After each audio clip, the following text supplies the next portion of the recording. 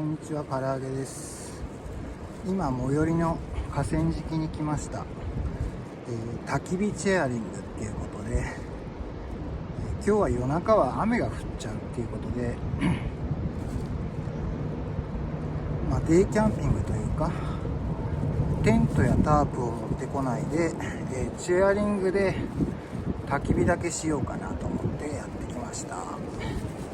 ちょっと設営といっても椅子を出すだけみたいな感じですけども、椅子とテーブルを出して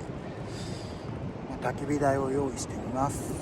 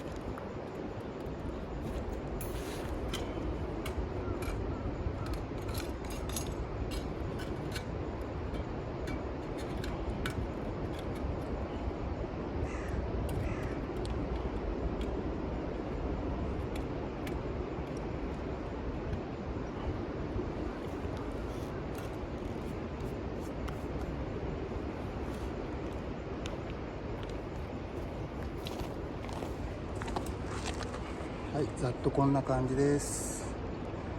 今日はお米とカレーを持ってきた感じですね。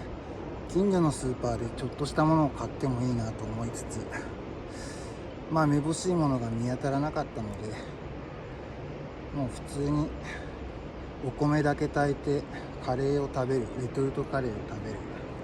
それぐらいの準備できました。そもそもが薪が拾えるかどうかわからなくて、炭とかを持ってくるかどうするかだったんだけど、やっぱりシェアリングっていうことでね、なるべく荷物を減らしたかったんで、燃料を持ってこずに来てるので、焚き火ができるかどうかもちょっとよく分かりません。そんな状況です。唐揚げでした。